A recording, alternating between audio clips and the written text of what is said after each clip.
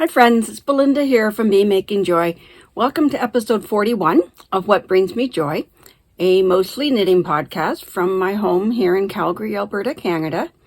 This is where I share my knitting progress with you to keep track of all my works in progress so you can hold me accountable for the things that I cast on. And sometimes you get sneak peeks of my upcoming designs as I'm working on them. If you're new here, welcome. And if you're a returning viewer, I'm so glad to have you back.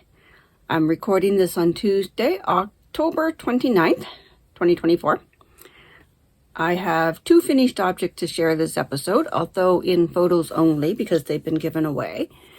And I have a couple of new works in progress, new cast-ons that I need to acknowledge. I will share with you some stuff about the classes I took at the Prince Edward Island Fibre Festival. And I have lots of new acquisitions to show you because, of course, I went shopping while I traveled.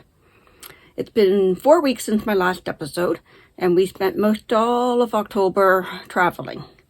And I may include a few pictures in this episode, but I am putting together a slideshow of all my pictures from the entire travels to posting a separate video, so watch for that.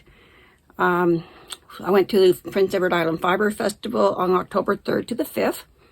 And then we spent 4 or 5 days with my parents in Nova Scotia. And then we flew to Scotland, my husband and I, along with my brother and his wife, and for a week there. And then my husband and I went on to Prague for another week. So, yeah. The Fibre Festival, I only took 3 photos of the festival itself, which I'll include here.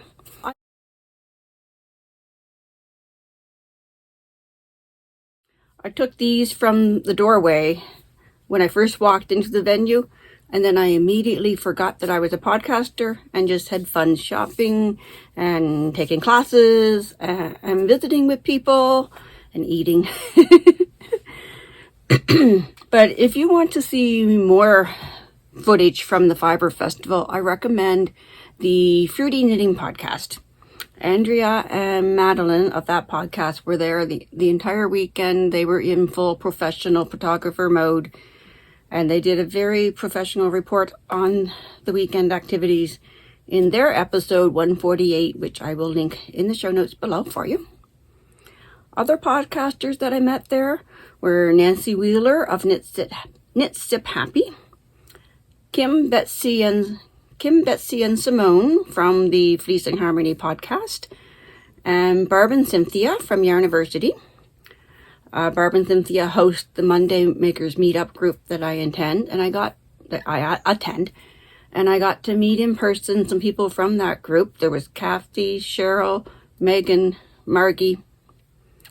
We had a lot of fun together, and I took some classes from Simone, spinning from Simone, and Steeking and Estonian braids and inlays from Tannis Gray.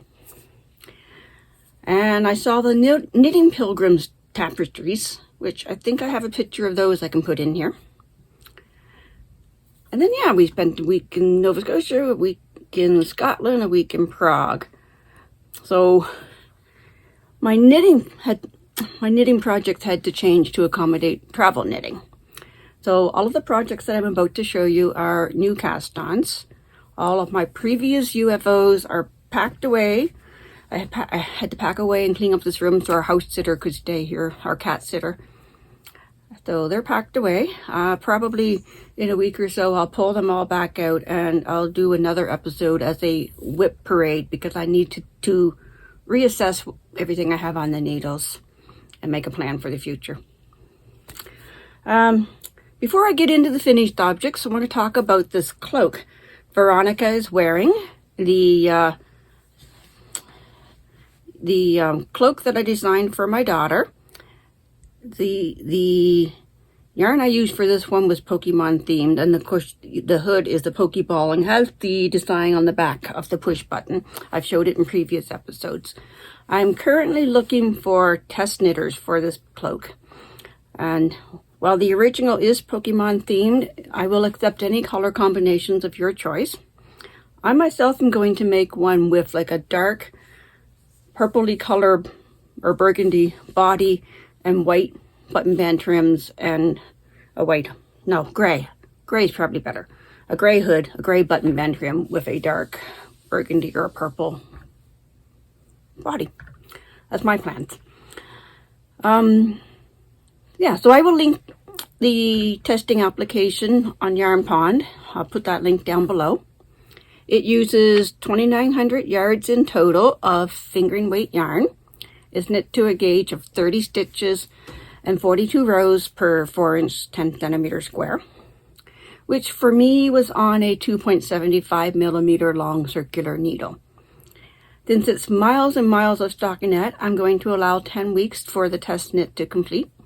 My goal is to publish the pattern in mid-January. Okay, so my finished objects are Musselburgh hats.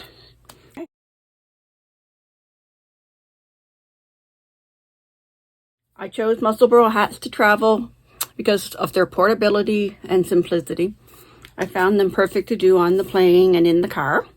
So you're seeing pictures because I already gave them away to my brother and his wife. They accompanied us to Scotland. And Musselburgh is just outside Edinburgh in Scotland, so I thought this was an appropriate pattern to do. I used a yarn dyed in Western Canada and one dyed in Eastern Canada for each hat. I did a reversible hat, each half a different yarn. One from Western Canada and one from Eastern Canada. My family lives in the Maritimes and I live in Calgary. So here on this first one, we have a merino nylon base by Ancient Arts in the color Honeycomb, paired with an alpaca rambouillet blend. I think it was 50-50. Let me find the label. In the colorway Twilight Dance by Red Island Fibres in Prince Edward Island.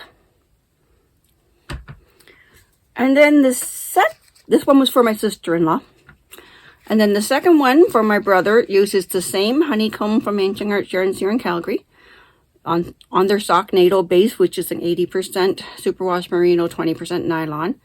And I paired it with a blue face Leicester base, 100% blue face Leicester by Red Island Fibres as also in the color Swamp Monster for my brother. I do my Musselburghs on 3.25 millimeter 16-inch circulars, and I bought wooden ones for my travel because I was afraid of having my shiagus taken away. And so, yeah, my work slows down a bit on wooden ones, but I bought the Clover Takumi Pro, which are very affordable, and they were nice and smooth. So, on to whips for the remainder of my airplane rides, because I had both hats ready before the end of our Scotland leg and gave them to them. For the remainder, I chose another hat with the remainders of those two Red Island Fibre yarns. And this one will be for my husband. It's turning out longer than the first two because those Red Island Fibre yarns had more yardage than the one from Ancient Arts, and I didn't realize that. I never looked at the yardage on the label. So I just kept knitting and knitting in the gray. I was knitting and knitting, and I was thinking, that's getting pretty long. I should dig out my measuring tape and measure it, but I'm crammed in between on an airplane, a row of 4, and I was in the middle, and the person beside me was also in the middle, you know, and I couldn't dig out my measuring tape. So I kept knitting and thinking and knitting and worrying, and then I came to a clump in the yarn, a knot in the yarn, and I thought, well, that's a good place to break it. So I, broke it with this much of the gray left.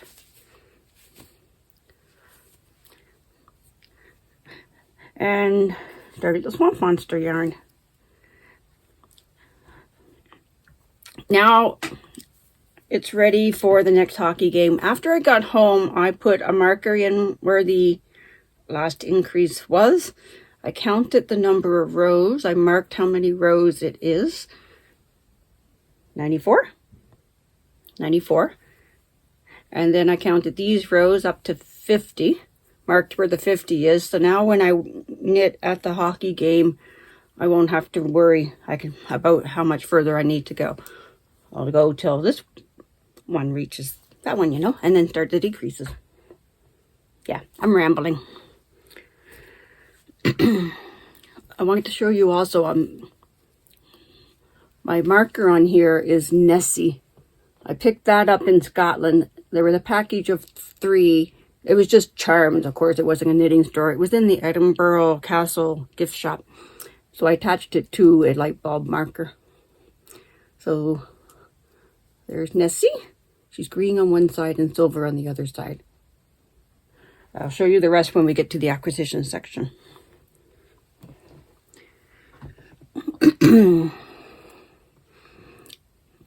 So the PEI Fibre Festival resulted in another new WIP for me. But let's start at the beginning. The first class I took was a drop spindle spinning taught by Simone van Eiderstein of Sand and Sky Creations and also of the Fleece and Harmony podcast. She provided the spindles and a weight, because when you're first learning to spin, the heavier spindles work better. And here's the yarn I produced so far. It's starting to unravel because it wasn't spun quite right. So that's a 2-ply. I did 2 spins and then plied them together. So I didn't do a very good job, but I had fun. And I know with more practice, I will pick it up. So yeah, it's not too bad. I didn't get a chance to practice any further because I sent the spindle home with my daughter rather than carry it overseas. I sent a bunch of stuff home with her. Then I took a Steeking class taught by Tanis Gray. And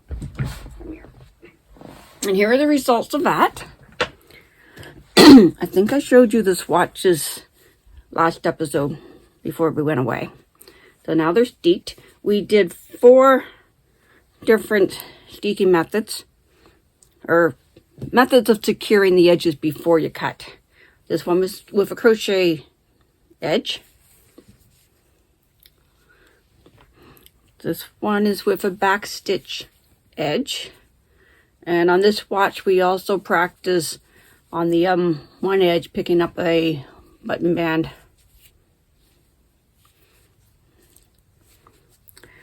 And then this one was felted edges. So we felted the strip before we cut with a needle and poke with a felting needle. And then the 4th one was to sew with a sewing machine the edges and then cut, which I didn't get done because we only had one machine for the entire class. And since I have a sewing machine here at home, I thought I'll do it at home. So I need to sew a strip down each edge and then cut it and open it up. What I'm going to use with these swatches for now, I have no idea. I think probably I'll pin them on the wall, display them back there. That was fun. And it was great to meet Tanis Gray. And then the 3rd class I took was also taught by Tanis Gray.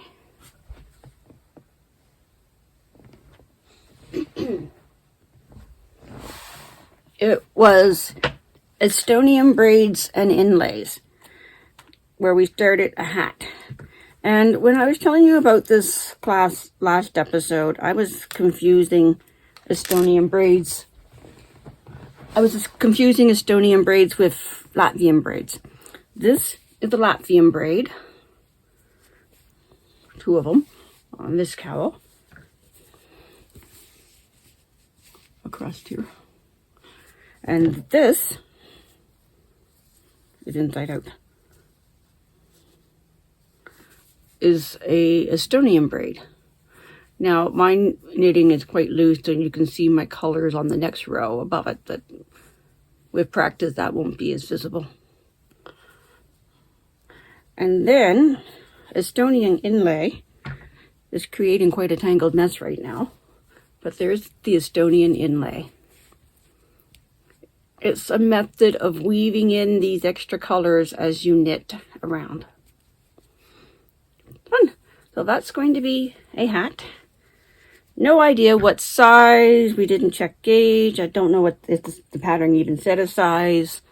So whatever size it turns out to be, if it fits somebody, it fits somebody. If it doesn't, you know, it'll probably go on one of my heads up there for display, because that is my brand colors. I just simply use patents, acrylic, patents. I think it's pronounced patents, but I've always said patents.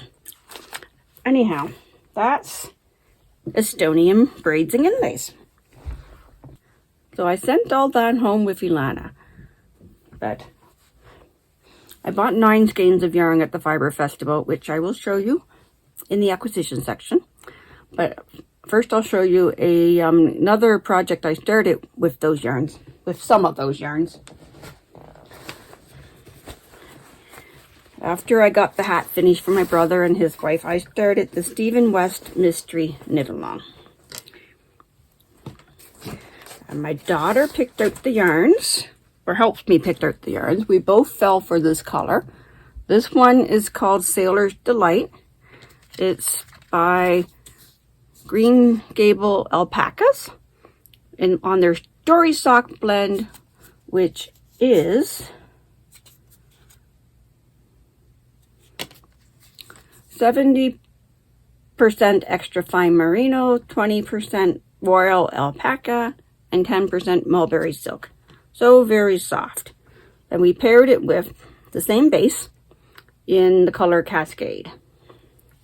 And I started the project the night before Clue 3 dropped.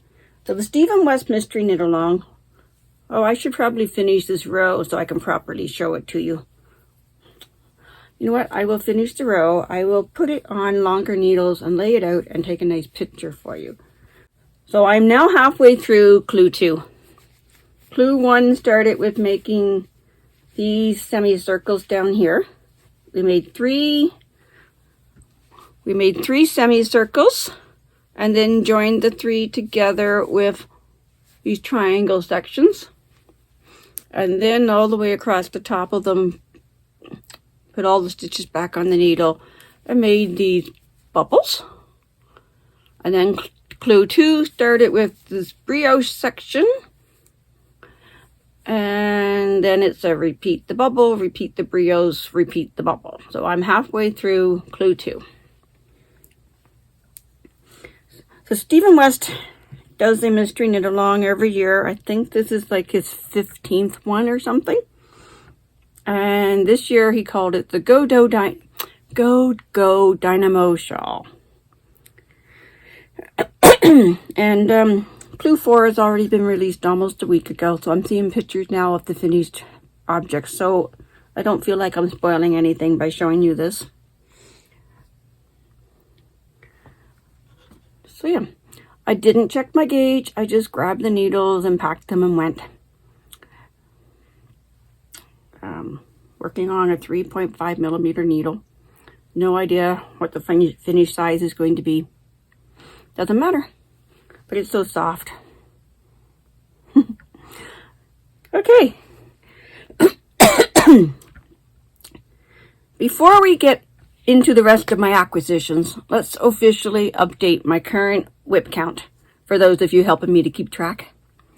Last episode, I was at 10 UFOs, unfinished knitting projects, UFOs. Since then, I've finished a Musselburgh, started and finished the second Musselburgh, and started this third Musselburgh. I started the Estonian inlay hat in Tannis Gray's class, and I started the Stephen West Mystery Knit Along. So that brings my WIP count up to 12. 13 if you're counting my husband's t-shirt quilt. Yeah. So as I said earlier, at the moment I'm at a loss as to what I need to focus on. Well, I need to focus on the test knit for that. I think that's my focus. And yeah. Anyway, next episode we'll go through all those WIPs and reassess. I know there's at least one that I plan to frog. Getting back up to 12 makes me anxious. At 10, I was comfortable. Okay, let me clean up and reorganize, and then we'll do the acquisitions. In PEI, I bought 9 skeins of yarn plus a few other things. There were the 2 skeins from Red Island Fibre that I used in the Musselburgh Hats that I showed you. There were 4 skeins for the Stephen West Mystery Knit Along Shawl. And then 3 more skeins to go on my Cross Canada throw / shawl. So to recap that, I took this swatch with me. Here we have the Pacific Ocean, the Rocky Mountains, the city of Calgary, the prairies. I gave you all the details on these yarns back in episode 38. And I took this swatch with me to PEI to get yarns for the eastern part of Canada. I spoke first to the yarn therapist from Ontario. I've forgotten her personal name.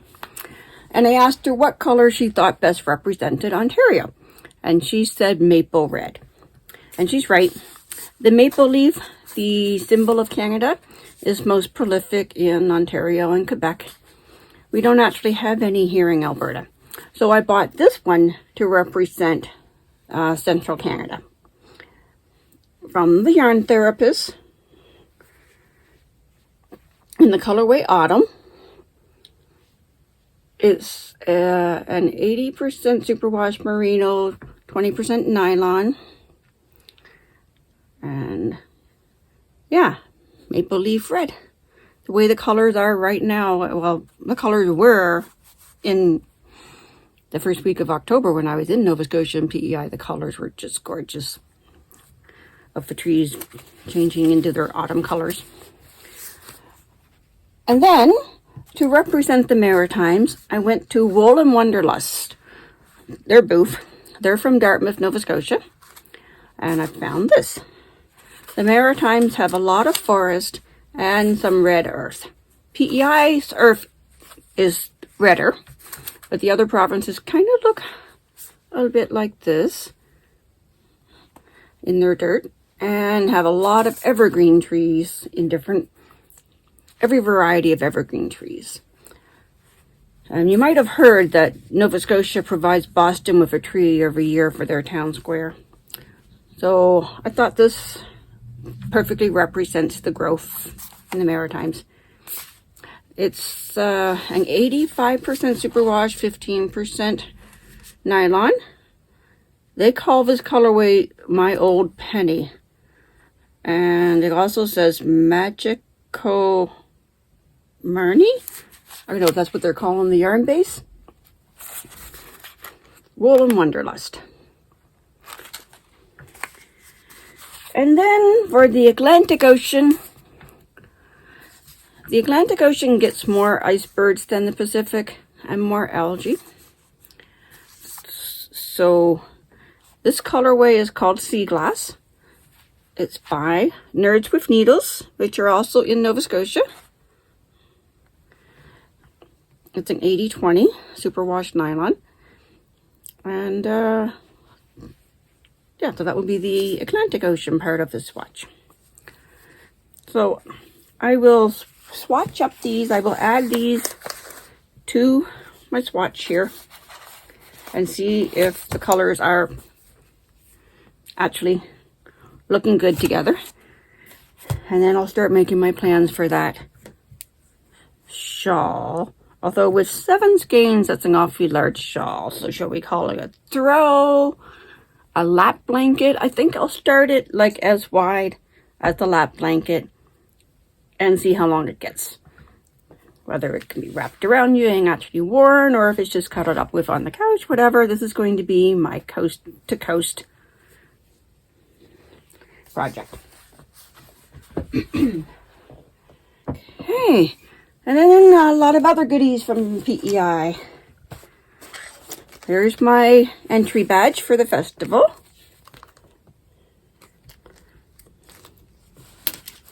There's the festival tote bag.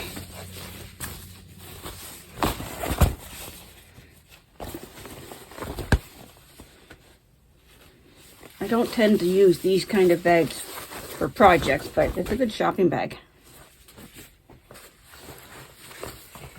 And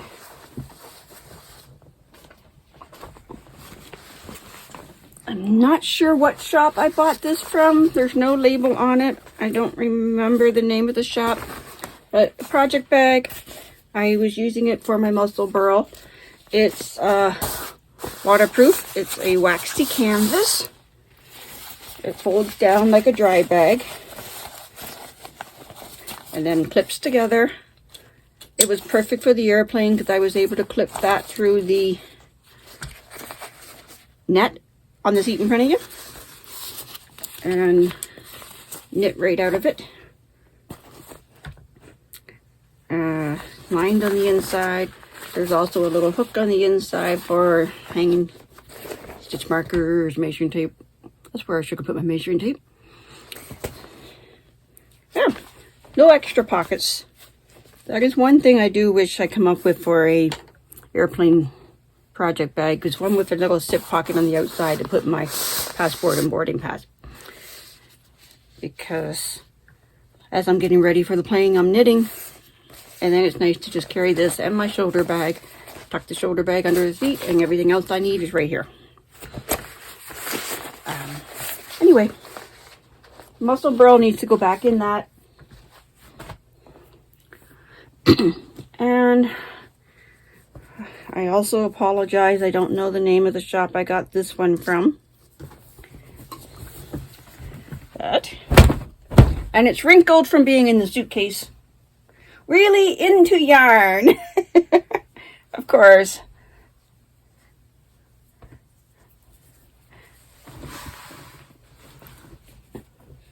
That's from the festival itself.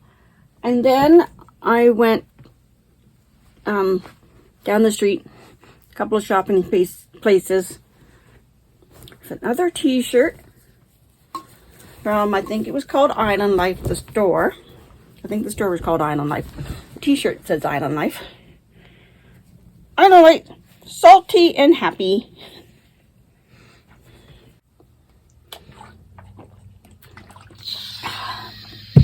Of course, now that we're home, my throat is dry again. Do you hear my water bottle? Crazy thing. I found a tartan store in PEI. So I found our family name, my maiden name, Baird. I found our tartan there. So I thought I'd grab it then just in case I couldn't find it in Scotland. I think this is a scarf. Yes, it's a scarf. And I also purchased a Nova Scotia tartan.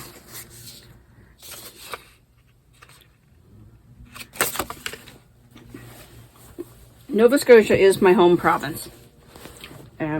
This came all bundled up like this and on a tag, so I didn't really know what it was.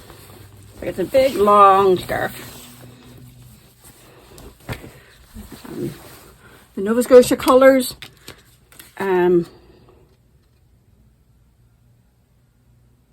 Yeah, picture of different ways to wear it.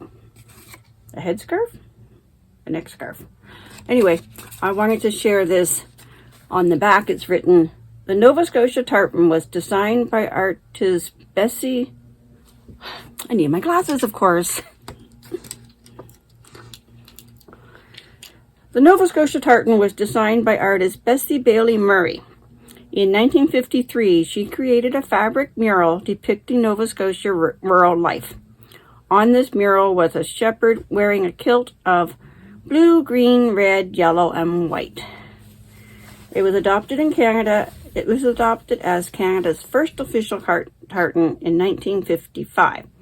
Each color represents which makes Nova Scotia unique. Blue for the sea, green, light and dark for our trees, evergreen and deciduous, white for the whitecaps on the ocean, yellow for the Royal Charter, and red for the lion on the flag of Nova Scotia. Yeah. So, even though I try not to be nationalistic, I try to be neutral and everything, I do love this tartan. Okay, that was PEI. I didn't get a whole lot in the rest of our travels, but here's the rest of the charms I got from the gift shop at the Edinburgh Castle in Scotland. So there was Nessie, green Nessie, purple Highland cowl, and the Scotland flag. So they're charms for charm bracelets, I guess, but I attached them to a light bulb stitch marker and used them in my project. We stayed about oh, excuse me. Where we stayed was about an hour from Edinburgh, just outside a small town called Cooper, and at a grocery store, kind of small Walmart equivalent called Lidl, L-I-D-L. I bought these notebooks. It was a 3-pack. The other one's elsewhere because I used it in Prague to draw the cobblestone streets. I fell in love with it because it's got graph paper inside. So I can graph out any knitting design ideas I have.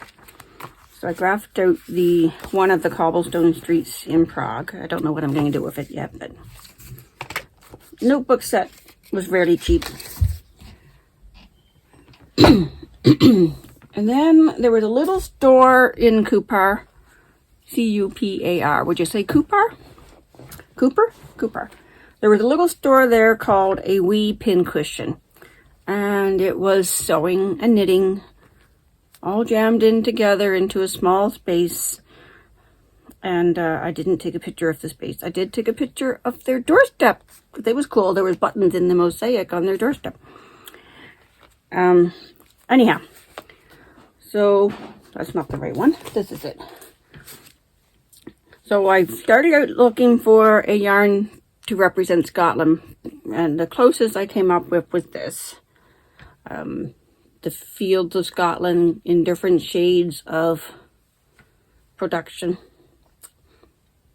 I don't know if I'm going to add it to my Cross Canada shawl, call it Coast to Coast and Across the Pond, or if I'll do a pair of socks. I don't know, we'll swatch it, but I'll add it to the swatch and see how it fits. So this is a yarn James G. Brett out of West Yorkshire. Let me tell you all the details. Made under license in Turkey for James C. Brett Limited, Monarch Mills, Clyde Street, Blingy, West Yorkshire, England. So the closest I could find to a Scotland yarn in this tiny little shop. It's 50% superwash wool, 25% polyamide, 25% bamboo, called Funny Feet. And is there a color? No, it's just a shade FZB22.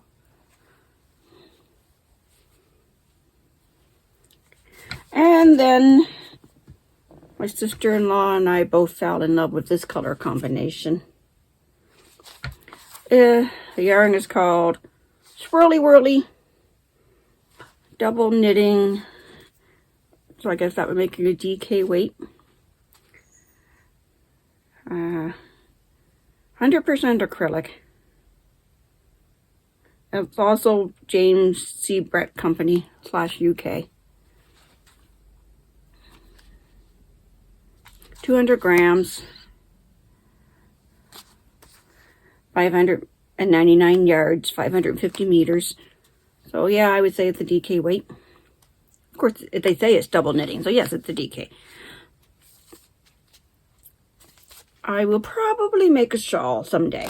Not that I need any more shawls. I already have too many shawls. And I currently have, I think, 4 on the needles.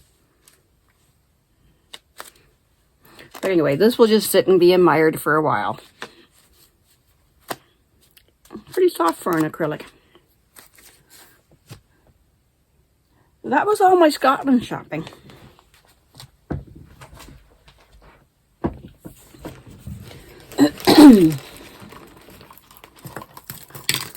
In Prague, there are a few little things. There was a store that kind of looked like a dollar store that we went through, and I came across this with the little poppers. You might recall several months ago, I guess actually a year ago, it would have been last year's school shopping, I found this pencil case and was using the poppers as a row counter. And then, more recently, I came across this one in a dollar store and thought, well, that's the more travel size packet, but the poppers just won't stay popped, so I couldn't really use it as a counter. But when I came across this, I thought, oh, this one is just perfect for my little travel knitting pouch. And they are very strong poppers. And they're already numbered for me. 1 to 9. Of course, 10 would be 0. And that's probably the highest numbers I actually need. Because then I can just add a marker to the fabric every 10 rows. There was a little store, and the entire store was various wood carvings. And I like this one. Reminds me of the circular knitting patterns that I've been so into lately. I wonder if I could design something that looks like this. Maybe it's more like a crochet thing. Maybe Elana can design something like this at some point. All wood carved. And this cutie, he's Mr. Mole. There were stuffies in like almost every gift shop of this guy. So I guess he's a popular TV show. He had other animal character friends as well. And I was almost bought a stuffy, but then we found this. Yeah, that's the perfect souvenir.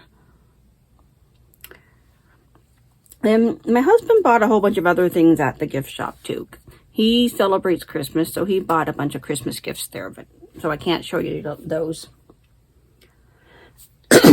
And then I tracked down a yarn store. It was a yarn / fabric store. And first I picked up this one, Fortissima Cotton Stretch. A sock yarn, 41% superwash, 39% cotton, 13% polymid, 7% polyester, polymide polyester. Yeah, multiple languages on it. So I don't know where it's actually made. Oh, there we go, made in Italy.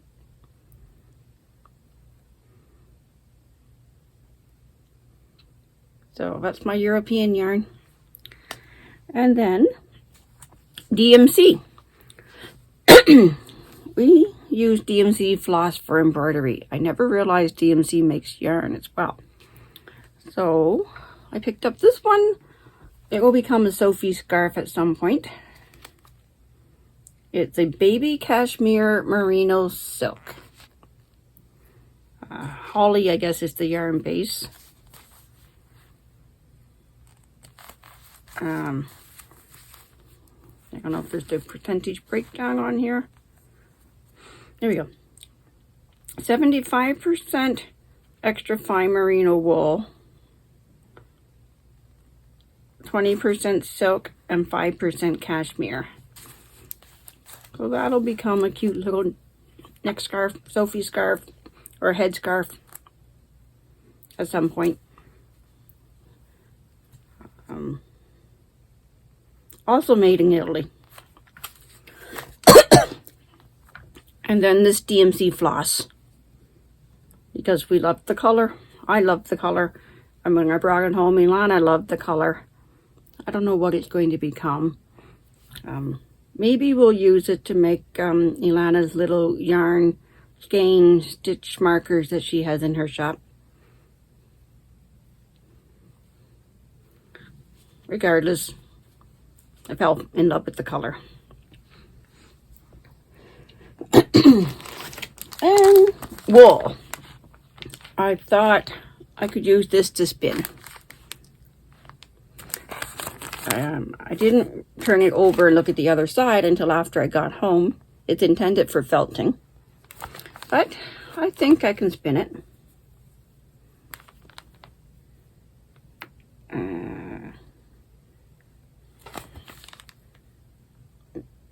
It's made in Germany. Not much English on here. 100% wool, so it should spin up. 25 grams.